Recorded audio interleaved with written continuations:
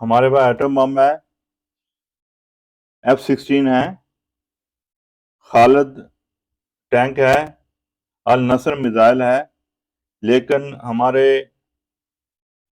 पंजाब के क्या एशिया के बड़े हॉस्पिटल निश्तर अस्पताल मुल्तान में वेंटिलेटर नहीं है। अस्सलाम वालेकुम वरहमतुल्लाहि वबरकातुहू। ये जो मैं बात करने जा रहा हूँ, ये बात करते हुए मेरा कलेजा जो है ना वो फटने को है, समझ लें। ये बात है कि ये जो मेरे साथ हादसा हुआ है, जिंदगी का सबसे भयानक हादसा हुआ है कि एक भाई, एक अच्छे दोस्त को मैंने खो दिया। तकरीबन 1 साल होने को है। तो हुआ यूं कि मेरा कजन, कजन क्या भाई कह लें, भाइयों से बढ़कर कह लें, कि बचपन इकट्ठे गुजारा, जवान इकट्ठे हुए, परदेश में 4 से 5 साल इकट्ठे गुजारे, पाकिस्तान गए, शादियां की। तो शादी के ठीक 2 महीने 5 या 7 दिन बाद मैंने टिकट करवा ली, 22 मई 2023। तो मैंने उसको फोन किया, मैंने कहा चलो मेरे पास ना आ जाओ इधर, चलो 3 4 दिन इकट्ठे रहते हैं, गपशप करेंगे। तो फिर तो चले जाना, मैंने आपने बाद में आना है। तो कहता चल ठीक है। वो आया मेरे पास, खाना वगैरह खाया। तो खाना खा के तो गालबन दूसरे दिन उसकी तबीयत थोड़ी सी बिगड़ी ना, पेट में थोड़ा सा दर्द हुआ। मैं उसको ले गया अपने मुकामी सरकारी हॉस्पिटल, जहां पर डॉक्टरों का फेलियर शुरू होता है। पता नहीं ये डॉक्टर है या कसाई है या क्या है, कुछ है भी इनके पल्ले की नहीं है। लोकल गवर्नमेंट हॉस्पिटल में ले गया उसको मैं। तो उन्होंने बताया कि इसको ना गुर्दे की दर्द है। इसी तरह तकरीबन 2019 में मैं भी पाकिस्तान गया था, तो मेरे भी अपेंडिक्स की दर्द थी। तो जब सरकारी हॉस्पिटल पहले गया तो उन्होंने मुझे गुर्दे की दर्द बोलकर तो मुझे पेन किलर सारा दिन लगाए रखा, ड्रिप लगाई, पेन किलर लगाए। तो फिर मैंने उसके घर आ गया, लेकिन वो दर्द मेरी नहीं गई। मैंने 3 4 दिन बाद जाके प्राइवेट हॉस्पिटल से अल्ट्रासाउंड करवाया, तो उन्होंने कहा ये अपेंडिक्स की दर्द है। तो अपेंडिक्स मेरी दौरान ऑपरेशन फट गई थी। तो मेरा खुद का भी एक्सपीरियंस है कि यहाँ सरकारी हॉस्पिटल में ये डॉक्टर नहीं, ये कसाई बैठे हुए हैं। ये गवर्नमेंट का सबसे बड़ा फेलियर है कि जिस मुल्क में आपको बुनियादी सहूलत जो है एक सेहत की, वो ना मुयसर हो, तो उसका क्या कह सकते हैं आप। हमारे कहने को तो हमने एटम बम बनाया हुआ है, मिसाइल बनाए हुए हैं, खालर टैंक बनाया हुआ है, लेकिन हमारे मुल्तान के निश्तर अस्पताल में वेंटिलेटर नहीं है। अगर हैं तो 18। जो आप कहते हैं, कह सकते हैं कि पंजाब का एक बड़े हॉस्पिटल में उसका नाम है। तो आम गरीब बंदा है ना, उसको मौत का दूसरा नाम भी कहता है निश्तर का, निश्तर को। क्योंकि जहां पे वहां पे जो बंदा जाता है वो जिंदा वापस कम आता है। क्योंकि वहां का अमले की कोई, मैं क्या बोलूं अब, पता नहीं क्वालिफाइड है या नहीं है, क्या है, क्या उनको पता भी नहीं लगता क्या करते हैं क्या नहीं, कोई केयर नहीं करता मरीजों के उधर। तो मैं अपने कजन को ले गया, तो लेके आ गए शाम को। उसके ना मैंने बोला क्या था, पेन है लेकिन कुछ है, कुछ बेहतर है, लेकिन पेन नहीं गई अभी। मैंने कहा अच्छा। उसके बाद शाम को फिर उसके दर्द शुरू हो गई। तो उसको ले गया प्राइवेट हॉस्पिटल। प्राइवेट हॉस्पिटल ले गए तो उन्होंने ट्रीटमेंट किया, लेकिन अब तबीयत उसकी अच्छी नहीं हुई।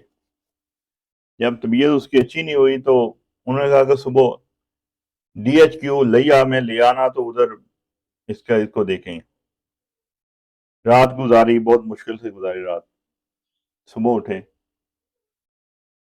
उसको लेके गए DHQ हॉस्पिटल लिया में। हम पहुंचे तकरीबन 8 बजे, उधर पहुंच गए थे 7 या 8 बजे। तो डॉक्टर आए 9 बजे। एडमिट खैर कर लिया था उधर। एडमिट करने के बाद उन्होंने कोई टेस्ट वगैरह किए, अल्ट्रासाउंड किए, हमें क्लियर बात नहीं बताई कि क्या मसला है क्या नहीं है इसमें।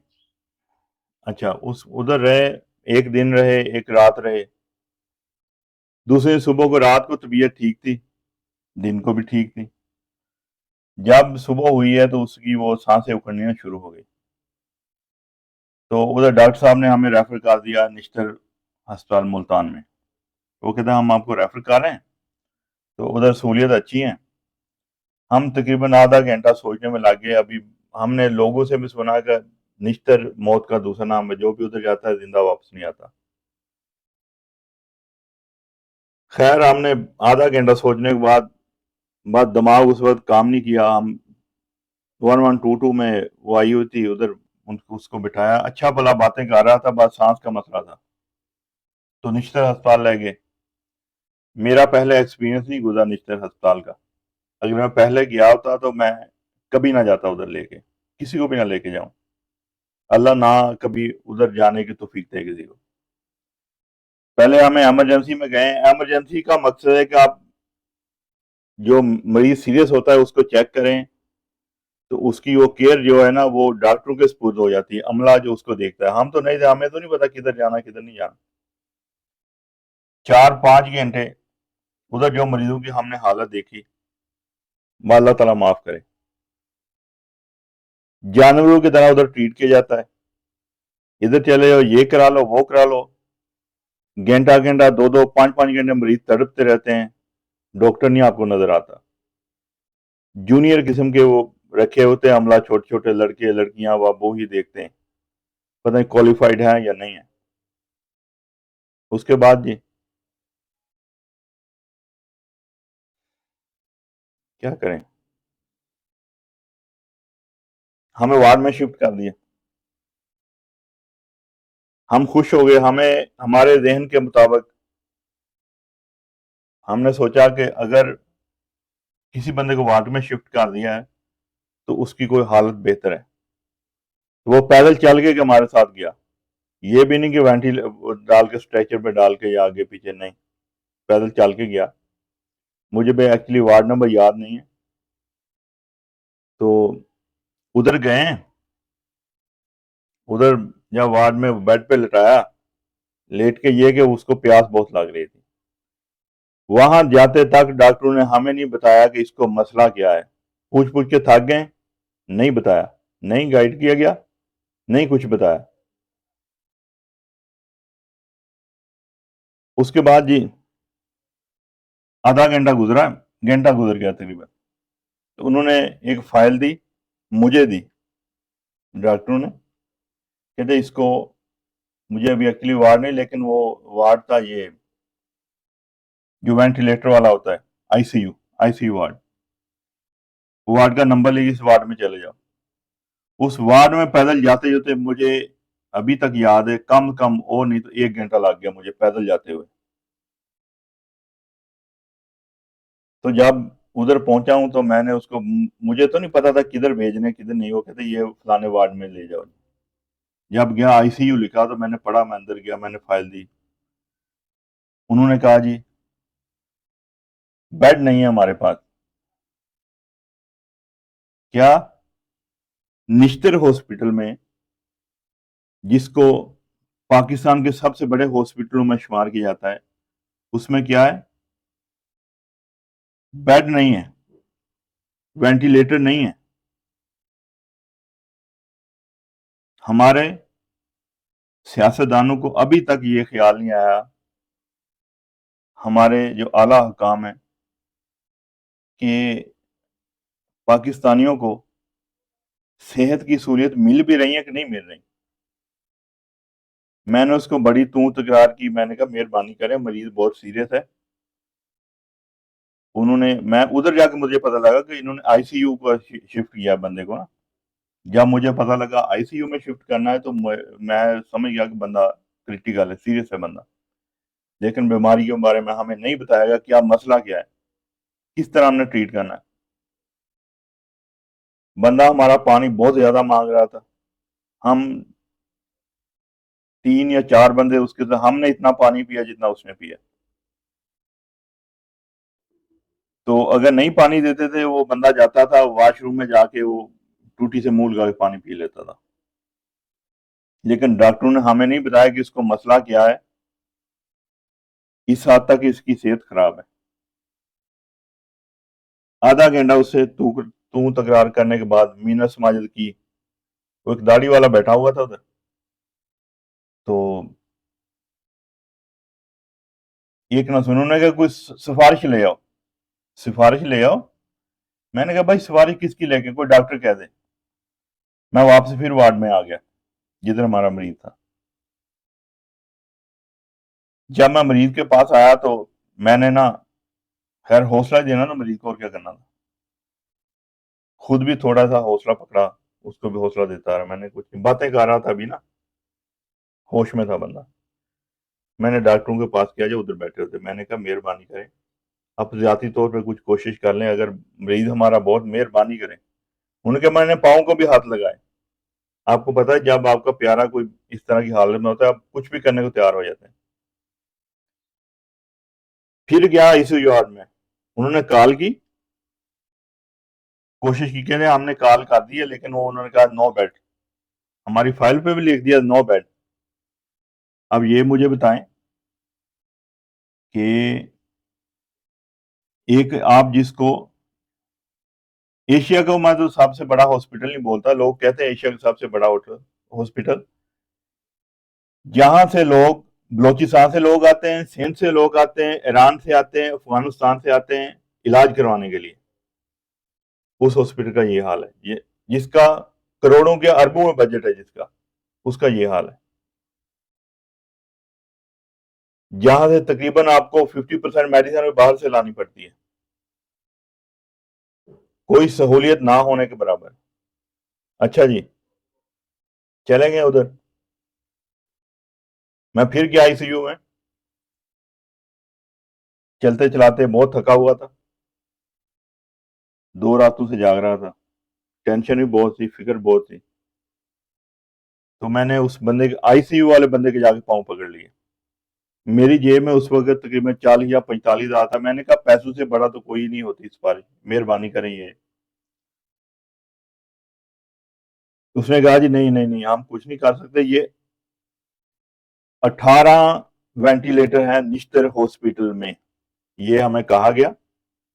आईसीयू वार्ड में जो बंदा था उसने कहा टोटल 18 वेंटिलेटर है, जो हम अपने मुल्क को एक एटमी पावर होने का दावा करते हैं, ये हमारे मुल्क के सेहत के मसाइल है, ये हालात हैं।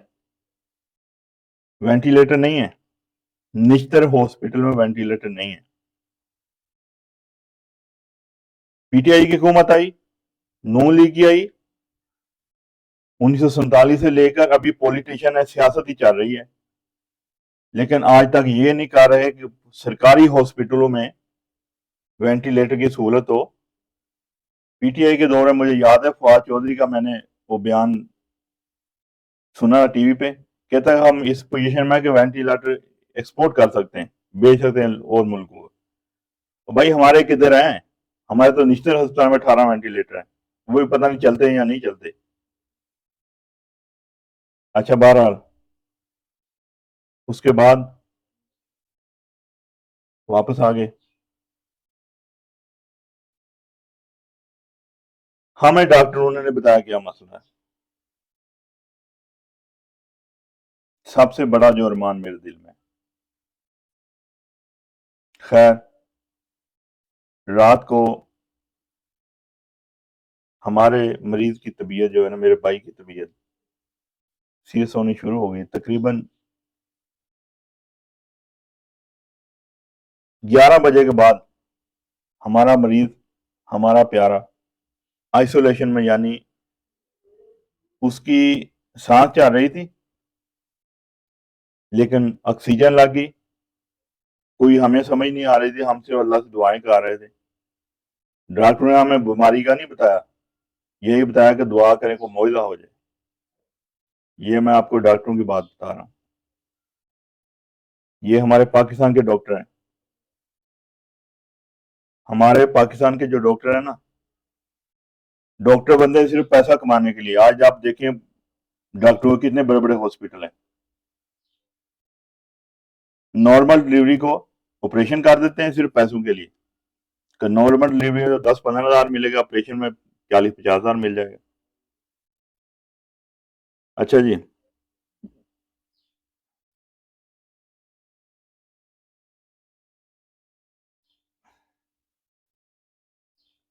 अल्लाह किसी पे ऐसा टाइम ना ले गए। बंदा हमारा सिर्फ सांसें चल रही थी तो हम दुआ कर रहे थे। हमने प्राइवेट हॉस्पिटलों से राब्ते किए, गूगल से नंबर निकाल के उधर से लेके वो निश्तर वालों ने कहा आप मरीज नहीं यहाँ से ले जा सकते भाई। अगर ले गए दोबारा, हम अगर कोई बंदा रेफर कर देगा, मरीज नहीं लेंगे। मजबूर, अल्लाह से दुआएं करते रहे बस। आखिर में ये हुआ कि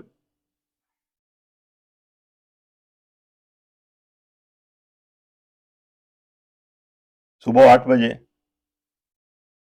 हमारा प्यारा भाई इस दुनिया फानी को छोड़ गया। आखिरी टाइम तक हमें बीमारी का नहीं बताया।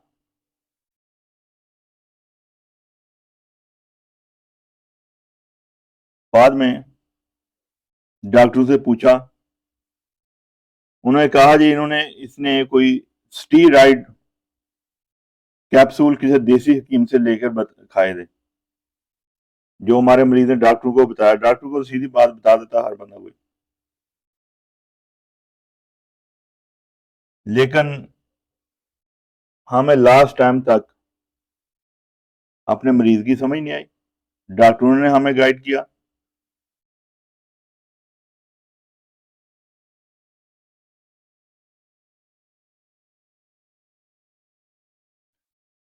अल्लाह ताला किसी का साथ ऐसी ट्रेजेडी ना करे। अल्लाह ताला सारे प्यारों को। लेकिन मेरा एक मशवरा है कि सरकारी हॉस्पिटल में कभी ना जाए। जहां तक हो सके अच्छे प्राइवेट हॉस्पिटल में इलाज करवा लें, क्योंकि उधर डॉक्टर को पैसा मिलता है तो उधर वो मरीज की केयर भी करते हैं। ये थी मेरी जिंदगी की दर्द भरी दास्तान, जो आप लोगों के साथ मैंने शेयर की है। अल्लाह आप सबका हामी और नासिर हो।